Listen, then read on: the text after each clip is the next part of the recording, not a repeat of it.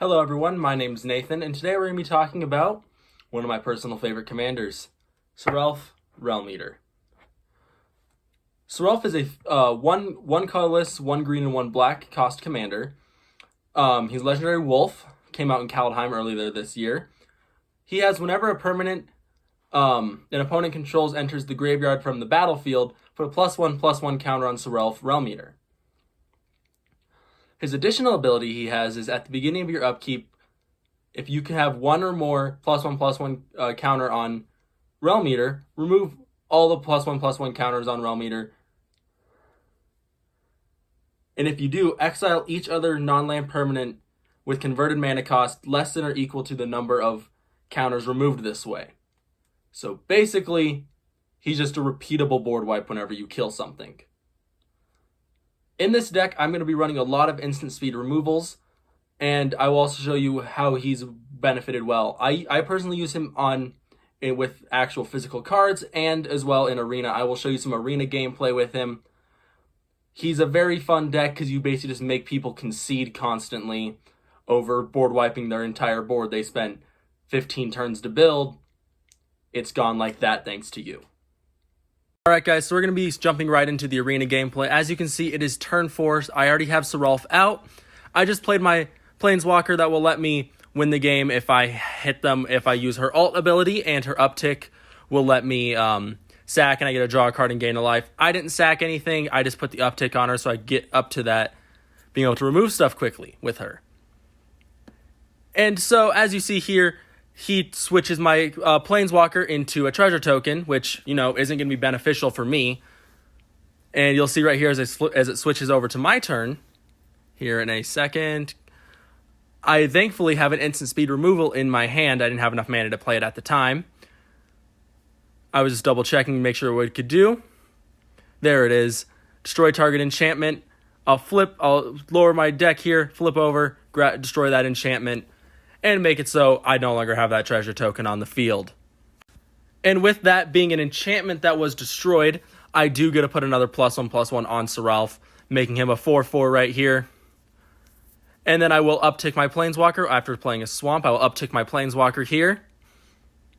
And then I won't sack anything. Once again, I just want to put that uptick on my Planeswalker there. I will then swing out again to keep my opponent's life total nice and low. Right here, I was just double checking what that enchantment did, so I knew what I was going to be board wiping here soon. They play a land. Now here, I didn't make the best call because I wasted a fight card here in a few turns. I won't remove anything yet because I don't have enough stuff that I want to board wipe. I didn't want to destroy the enchantment quite yet. I will uptick my Planeswalker here again. Won't sacrifice anything once again, just so I can keep my commander out on the board and not have to pay that cost here again soon. Here's where I make that mistake, though. When playing Hunter's Edge, I didn't realize until after I already selected my target that he was indestructible, so I had just waited. I double-checked, and I was like, damn it, I just wasted that on him.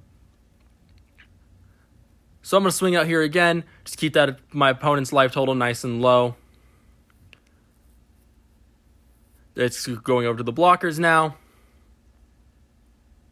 And here we're just going to be waiting a few seconds as he decides whether or not he wants to block or not, which he probably won't because I already have that creature. What's it going to do? Give me a -0, -1? Yeah.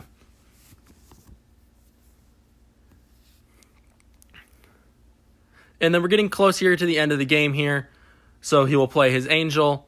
He'll play this Cleric. And this is a life gain deck as it is seeming, just because it's either a +1/+1 or a life gain deck. I wasn't really sure. I didn't get to see how much of his deck worked.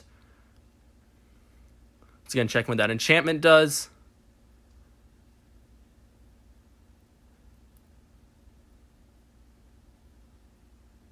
He's kind of trying to see what my board can do before he can swing out or anything. He's gonna swing at my Planeswalker, which is something very important there. Was because he could have hurt my ult, but thankfully it was a -9. I'm gonna play a land here, and I'm gonna ult my Planeswalker. But what it does, I get an emblem that says whenever a creature deals combat damage to an opponent, that opponent loses the game. So it makes it so if I board wipe on my next turn, I can just kill them.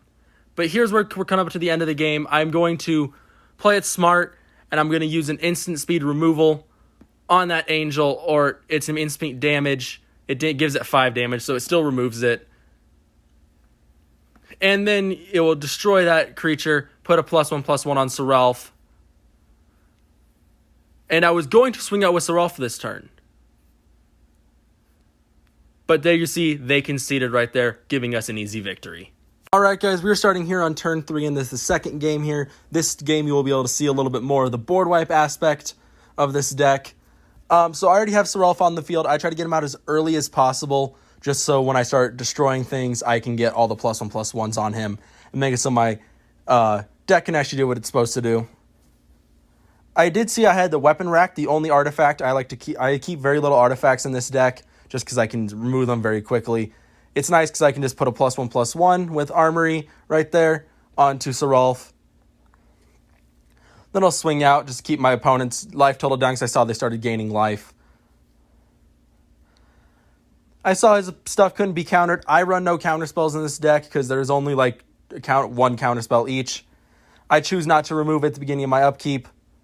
Trying to kind of see if I can do anything. I'm just going to play a forest instead.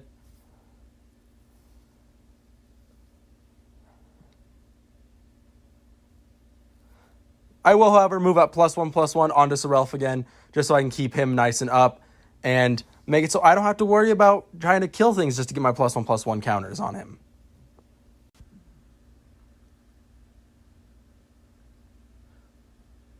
So I'm looking to see if there's anything I want to put on him first before I do anything more this turn.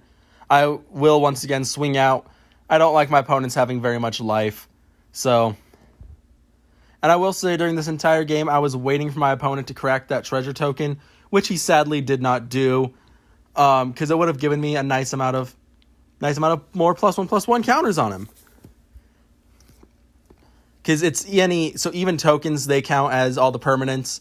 So if I destroy a land, I destroy anything, I will get to put a +1/+1 counter on Sarulf, which is kind of beneficial to me in making it so they don't get to keep their board.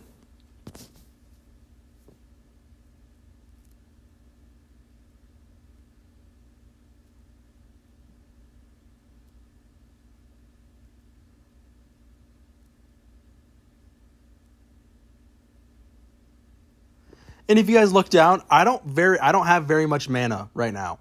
All I have is 2 forests, a snow forest, a snow swamp, and a normal swamp. Which means for this deck, I don't have to have super high powerful stuff. I don't have to have like super high cost stuff. While in my actual paper deck for this, they're not the exact same decks either way. I just wanted to showcase what this commander could do without having to have people over all the time. I was just checking the mana costs. I did a board wipe right there, and I did draw my card. I just wanted to see what they were doing. And right here, I will play another instant speed removal and destroy their final creature, because I wanted to swing out just one more time and hit them. And right there, they did concede once again, giving us another really easy victory. Real no sweat on that one. Alright guys, so I'm not going to be going over my paper deck just because I don't think you guys would want to see how my deck fully runs. I'll eventually go over it later on, when I will be showing it with when we actually get our table set up for it. But with that, I will leave the deck list for the arena, and also leave a deck list for my actual deck, my paper deck, in the description below. And as well, I will also leave the video that I got that inspired this deck in the description below. It was Commander Quarters, How to Annoy Your Friends with Less Than $1.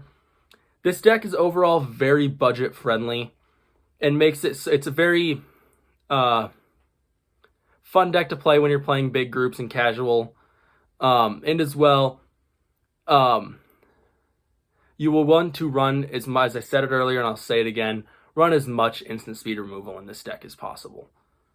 Give it indestructible as well. Run a few extra board wipes just in case things get too out of control. But it's just, you'd want to run those instant speed removals. Just because as someone plays something you don't like, get it out of here real quick. all that needs to happen. Because you get more +1/+1s, everything goes the best for you. Alright guys, well thank you guys for watching today. I will see you guys in the next video.